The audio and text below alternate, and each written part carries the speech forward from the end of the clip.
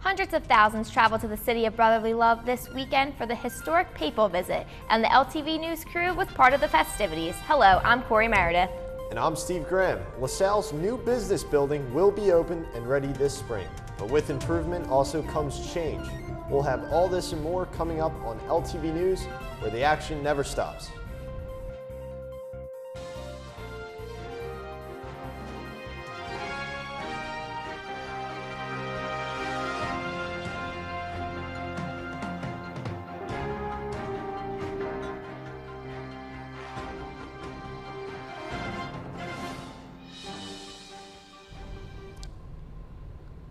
Hello and welcome to LTV News, where we bring you everything LaSalle, Philadelphia, and world news. We have a jam-packed show for you tonight, wrapping up the papal visit.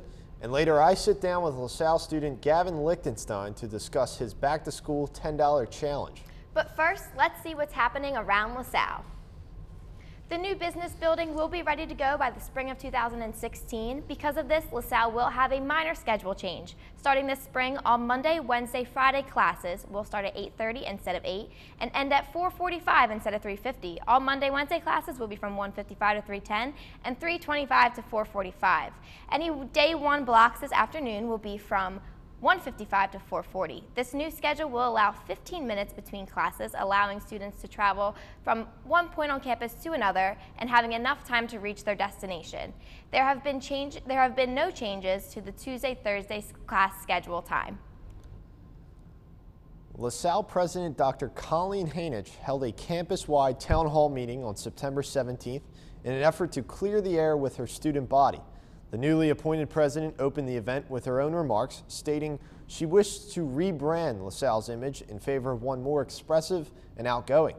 Students then asked questions on various topics, including improving the relationship with the surrounding neighborhood of Olney and overcoming the budget crisis LaSalle now faces. The school currently sits in a depth of approximately $12 million. On Saturday, October 3rd, LaSallians all across the globe will gather for the LaSallian Day of Service to give back to the communities that have given so much to them.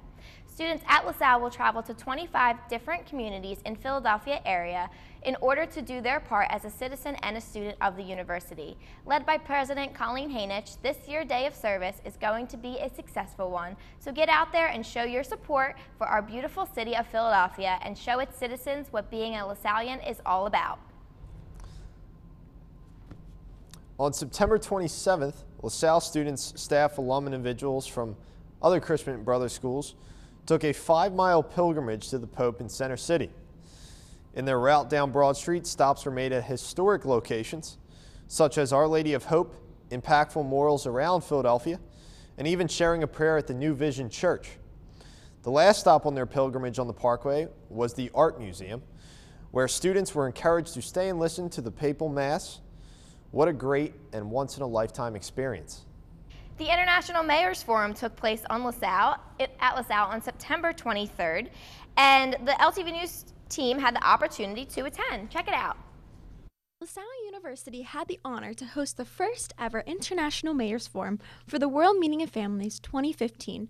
Philadelphia Mayor Michael Nutter, Baltimore Mayor Stephanie Rawlings Blake, New Orleans Mayor Mitchell Landrieu, and Columbia Mayor Stephen Benjamin all spoke on government, education, and family-related topics. The forum was hosted by our very own Dr. Hainich. It is a delight to be here. Thank you, all of you who made time in your schedule for us this evening. Those of you who know LaSalle will know that serving inner city families and working class families is something LaSalle has done for over 150 years. And lifting those families up as they face some of the challenges that we're going to talk about tonight has just been an honor of the Christian Brothers, and now as we continue with lay leadership since the beginning. It is a pleasure to have the leadership that we have up here today, and I know that John and I are just really looking forward to the questions that lie ahead. So thank you all very, very much for being here. SGA President Becca Woodsworth started the forum by introducing Jim Keisner, the Chief Methodology Officer for PricewaterhouseCoopers, who helped sponsor the event. LaSalle's really getting on the map in terms of top schools in Philadelphia, so I think it's a great opportunity. A special visit was made by a cardinal from Rome who presented each governor with a medal from the Vatican. One issue talked about were the riots in Baltimore and how they need to rebuild the trust with their police force. Rebuild that trust, because that's the only way that we're going to be able to move forward as a city. One of the biggest questions of the night was focused on education, asked by our very own Dr. Hanish. The United States of America should consider education to be a part of the national defense of this country. And if we're serious... Afterwards, in the press conference, we had the chance to ask Mayor Nutter about his topic on education. It's a need. You're finding more and more colleges and universities across the country focused on the issue of lowering that debt load. Pennsylvania overall has a slightly higher average debt load for our students than many other states in the country. Then you hear what President Obama is talking about, which I fully support, which is basically trying to make at least community college free all across the United States of America. Our community college in Philadelphia will be a beneficiary, and our students, of course, of that. LaSalle University was proud to host such a historic event. For LTV News, I'm Madison Elliott. What promised to be another exciting month in Philadelphia and at LaSalle University took a devastating blow with the announcement that the Dalai Lama has canceled his U.S. appearances for October. According to the Minnesota's Mayo Clinic, the Tibetan Buddhist leader has been advised to rest after a routine checkup at the clinic. His office released a statement, quote, "We deeply regret the inconvenience caused by this decision and apologize to all the people who have worked so hard to organize the visit, as well as to the public." The Dalai Lama was scheduled to give a teaching in the Tom Goal Arena here at LaSalle on October 26th. President Colleen Hanich addressed the LaSallian community stating, quote, "We are disappointed and concerned for His Holiness and pray that he makes a full recovery." That brings us to our first commercial break, but when we return, we will bring you everything Philly. Stay tuned.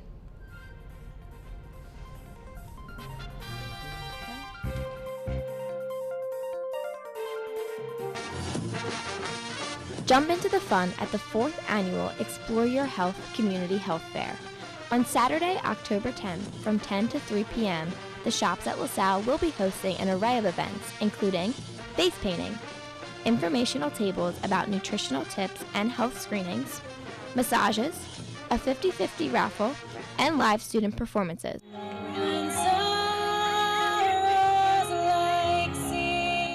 Come out and join the fun.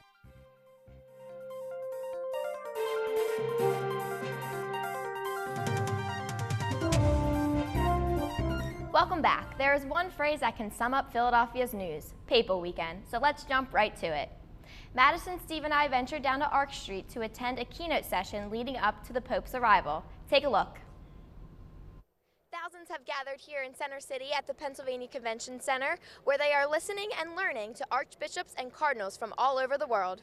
In preparation for the Pope's arrival, the World Meeting of Families hosted keynote sessions in the jam-packed Pennsylvania Convention Center to describe God's ultimate mission. Our mission is love. God puts you on this planet to know Him, then to learn to love Him, then to learn to grow in Him, then to learn to serve Him, and then to learn to share Him. Joy-filled families base their family on the love of God. They live it, they express it, and they enjoy it. The pastor emphasized God's love by describing the way He loves His children. Love them while they were sleeping. Did you know that that's the way God loves you? No man will ever love you the way Jesus Christ loves you. In fact, God loves you more than you love you. He continued by sharing personal stories about friends who felt that they didn't love God enough. It's not that you don't love God enough. Your problem is you don't understand how much He loves you. Because if you did, you couldn't help but love Him. You couldn't help but fall at His feet and worship Him. The audience responded in an overwhelming standing ovation before Cardinal O'Malley of Boston continued this message of love. To make a gift of themselves in marriage, to build a domestic church that will continue to build a civilization of love. In reality, the big decision is love. As Pope Benedict says in Deus Caritas Est, we have come to believe in God's love. The theme of love would continue to be carried through the rest of the Papal Weekend. From LTV News, I'm Corey Meredith. Also leading up to Pope Francis's arrival, reporter Madison Elliott took to the streets to see what people thought about this historic visit. Take a look. Hello, Madison Elliott here for LTV News, and we are outside the Pennsylvania Convention Center during the 8th World Meeting of Families, and right now it is craziness in Philadelphia. As you can see, I am standing in the middle of Arch Street, which normally that would probably never happen. So this is the only time in my life I'm going to get to do this. There are a bunch of roads closed. You can see behind me, there are gates blocking off the streets, and they have this all over the city. I-76 is closed, 676 is closed, to 95. It is insanity. The World Meeting of Families was originally conceived by St. Pope John Paul II. Since 1994, the global gathering takes place every 3 years. This year in the City of Brotherly Love, the focus was Love is our mission, the family fully alive. Families, priests, and nuns from all over the world came to listen to speakers and take part in activities to learn how to strengthen the family and understand their role in the church and society. Right now we're on the corner of 12th and Arch, and we're going to interview some people and to see what this whole experience has been like. As you can see, there's tons of people all behind me in this craziness and the Francis frenzy. So let's check it out. Here's what one visitor, Sister Teresa Ann from Lamont, Illinois, had to say about her time here in Philadelphia and what she will be taking back to her sisters. Well, the World Meeting of Families, first of all, because we're trying to see what we can do as the Year of the Family comes to help the families in our area and to offer them maybe some prayer or other resources that will allow them to be better families. It's overwhelming in a good sense. People have been so friendly, so kind. The speakers have been fabulous. The resources that we've been able to gather will be very helpful. The excitement is it's just fun. Instead of just assuming that it's okay that there's division among people, we need to work for the real unity that's supposed to mark us as Jesus' disciples. You might have also seen people walking around with bright orange shirts. These were the volunteers at the World Meeting of Families, and they also came from all over, but many local, such as Rochelle Nacito. Well, I decided to get involved about 5 months ago when the website went up, and I volunteered right away, and this is a thrill for me personally to renew my faith. I mean, I have met people during these last 5 days from all over the world, 4 days.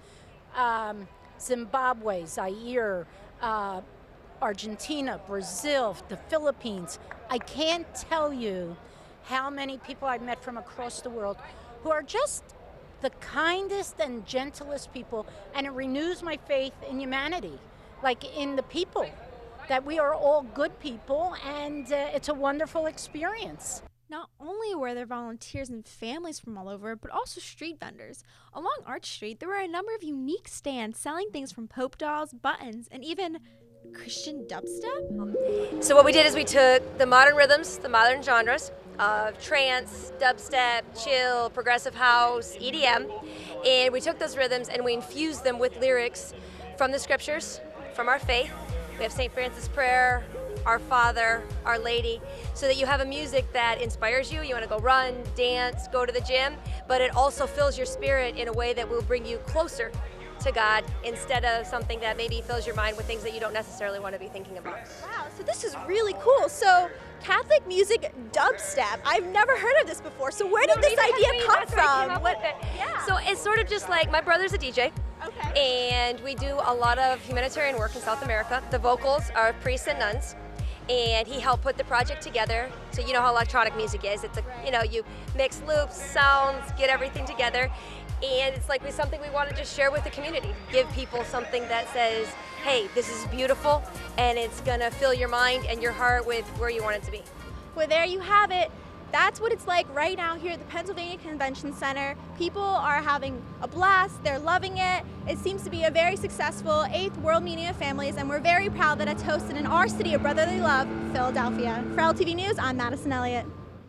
Over 800,000 pilgrims descended to the city of brotherly love this past weekend for the visit of Pope Francis. With such excitement of the Holy Father coming to the city, also comes fear that so many people would wreak havoc to the city. But this is not true. In a welcoming and uplifting environment, pilgrims from all over the country and world were eager to chat, learn, and fulfill the mission of spreading love. When the Pope arrived in Philly on Saturday, September 26th, millions watched as as he celebrated Mass in St. Peter's Basilica. From there, he spoke on the topic of immigration at Independence Hall, telling immigrants that they have so much to offer to this country and they should not be ashamed of their traditions. As the night went on, many waited eagerly for Pope Francis to parade down the Benjamin Franklin Parkway in his white Pope-mobile. People were dancing, singing, and chanting Papa Francisco as he drove through, inspiring the people to keep their faith alive. The next day, Pope Francis made another parade up and down the parkway, kissing 9 babies. He then proceeded to say Mass, and excitement rose as millions watched from the big screens, sitting on blankets or even camping out on the parkway. As the Pope left to fly back to Rome, many cried with tears of joy that Francis was here in the U.S. reaching out to the American people. Could Cardinal Tagle of the Philippines possibly be the next Pope? Rumor on the street is that the 57-year-old Catholic leader of Manila is, quote, the Asian Francis. He is favored to be the next Pope, giving him 11-2 odds. Adding to his lead, Tagle was just announced the leader of the Global Federation of Catholic Charities. However, papal elections only take place once the current Pope is deceased. And since Pope Francis is in good health, the next Pope rumor remains just a rumor. What is certain, however, is that Cardinal Tagle will remain a leading force in Catholicism for a long time. On September 28th, NASA made one of the most historic announcements in its history when it informed the public that liquid water has been found on Mars. Scientists had already been mindful of the presence of water on the red planet in a form of frozen polar ice caps. However, the discovery of liquid water signifies a stronger possibility of previous or future life on the planet other than Earth. The water described as, quote, super salty, briny water, unquote, by John Grunsfield, NASA's Associate Administrator for the Science Mission Directorate, was confirmed to have been flowing by an Imager station aboard the Mars Renaissance orbiter. The Imager examined light waves emanating from the dark streaks on the planet's surface. The streaks were noticed to have changed according to the season, suggesting that water was flowing in the warmer months. The streaks were initially discovered in 2011 and remained under surveillance since then. Before we wrap up this episode with those very difficult words to say, LaSalle student Gavin Lichtenstein sits down with me to discuss his back-to-school $10 challenge. Take a look. Hello, I'm Steve Graham, and welcome to LaSalle University's Chapel, where junior Gavin Lichtenstein has joined LaSalle TV News today to talk about a small humanitarian idea that has turned into a campus-wide charity event. Gavin, thank you for joining us. Thank you for having me. This is awesome to have you. Thank you. So, tell me about it. How did this start, and how is it where it is right now? Yeah. Give me a timeline. Yeah, so Steve, this idea really started about probably early August. I first heard about it through Cradles Through Crayons, and and the work they do in Philadelphia and Boston. And you know, it was a story that was covered at KYW News Radio up where I work. So I heard about it, and then I started to think. I said, you know, this is something we can bring to campus. This is something we can get students involved that can have a direct impact in the LaSallian community. So I really pitched it to Jack, who is the leader of our Bible study on campus. And I said, hey man, I got this idea for the Bible study. And he was all about from the start. And once we started to pitch ideas off each other, we started to email each other, we started to talk more, you know, it really started to say, hey, why don't we get this group involved? Hey, why don't we get athletes involved? Why don't we get SGA involved? And it really started to grow to where we are today, which is right now I've been sending out dozens of emails. We've been getting in contact with SGA, the service fraternities, fraternities and sororities. We've been getting a lot of Writers Matters, English department, educators involved. So we're really, this idea started very small, but you know, as I said to Jack, you know, if we're gonna do it, let's do it. And that's how this idea really grew to where we are today, where we've been doing it for about two weeks. We have over 200 supplies raised and over $300. So I've been to one of these Bible studies that you and Jack are a part of, and it's a small group, definitely close. I'd say a majority is athletes, correct? Yeah. Would you say the athletes you mentioned, the women's soccer team is contributing, the cross-country team is contributing, would they have a huge impact on the startup of this? Yeah, absolutely. You know, I'm really good friends with Danielle Marks, who's also a leadership and global understanding student. It's both our minors. And you know, this was an idea we kind of talked about in class. We talked about how these children are going into these classrooms. They're not having the supplies, they're not given the resources needed to succeed. And Danielle and I, from the start, saw this as a huge problem. So over the summer, we talked about it and we kind of discussed what we would do. And Danielle from the start said, I'll challenge Larissa, another soccer player. Then Larissa challenged another player. So that's how that kind of got started. Is it turned into a competition. So it became, people are challenging each other. Yeah. It's like the ALS bucket challenge. Exactly. So there are plenty of charities Yeah. in the city of Philadelphia, across the world, anywhere from homelessness to world hunger. Yeah. What made you choose this? Yeah. Is there a family member? Is there a special place in your heart for? Well, we actually started working with Cradles to Crayons. And then about 2 weeks ago, I actually picked up the phone and I told them, you know what, the problem we had with Cradles to Crayons, and they're a great organization, what they're doing is phenomenal, and we need more people to help them. But we had no control of where the supplies went. Here, we were able to pick, through Writers Matters, through the education department, we were able to pick 3 schools that we work with year-round. We were able to pick schools where our students, student teaching, tutoring, are there weekly. So we are going to be donating the supplies to Wagner, Logan, and Lowell Elementary School. These are all schools within the LaSallian community. So we felt it was important to donate these supplies to these schools because they're right in the LaSalle community, and they're going to make a direct impact. And our students will be able to work with these students and see them use the supplies. And I'd like to ask you, you know, every charity sets a goal as a whole. What money they want to raise, where they want the supplies to go in your case. But what is the goal for you as the leader of it? Why are you doing this? We're doing this because every child has the opportunity to succeed. Unfortunately, they aren't given the resources. They are walking into classrooms and they're not given a brand new notebook. They're not being provided new pencils. They're using resources from last year, 2 years ago, passed down from brothers, sisters. Education is so important, especially now in Philadelphia. We are giving these students the opportunity to succeed and ideally get out of the poverty that they feel that they're in. You know, home life might not be the best, but we hope to give them the resources where they can believe, they can express themselves in writing through their notebooks, so they feel that they can succeed because they can. Talking a little bit more about you, a very familiar face on campus. You're a commentary editor for the LaSalle Collegian, a student-run newspaper. You're involved with LaSalle Television, working for several shows. You're involved in almost every charity organization, student government events. Everybody recognizes Gavin Lickenstein. But what people don't know about Gavin is, well, as a sophomore in college, he was hired full-time by KYW News Radio and CBS Philadelphia. You're a writer and a web editor. That's pretty amazing. I mean, most college kids are stressed about what job they're going to get out of college. I know I am. But you're set. Get a degree, continue working hard, and you have an entry-level job out of college. Yet, with all that busy schedule of studying, you still find time to do charity, while other college students, with that time, they're going to do something with a social life, go into the city. Why? Why do that? Well, you know what, Steve, thank you for bringing some of that up, but you know what, we all do what's important to us. We all have priorities, and we all have a passion.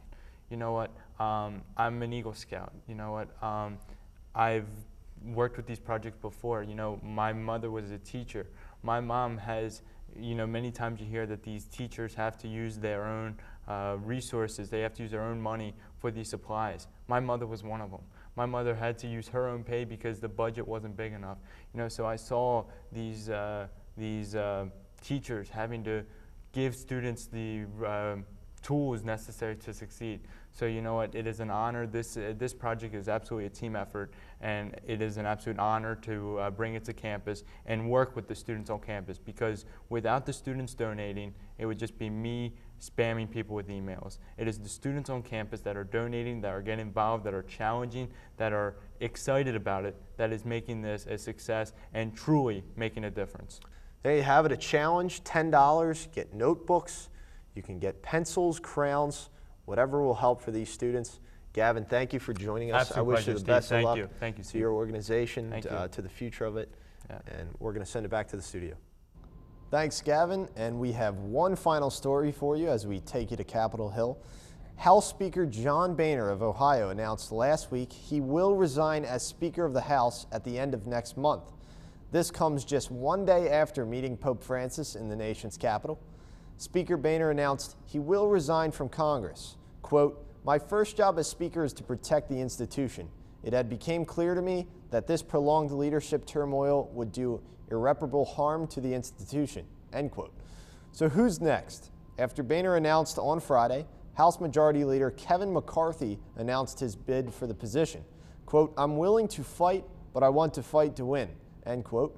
The House still has to vote, but McCarthy is certainly the front runner to succeed Boehner. That's all we have for this episode, but be sure to find us on the web as well as the rest of LaSalle TV on Facebook at facebook.com/LaSalle TV. You can tweet at us at LaSalle TV Philly or email us your thoughts at lasalletv@lasalle.edu. And if you missed the scoop and want to see it, you can find episodes on YouTube at youtube.com/LaSalle56. Until next time, from Madison, Corey, and the entire LTV News crew, I'm Steve Graham. Thank you for watching LTV News, where the action never stops.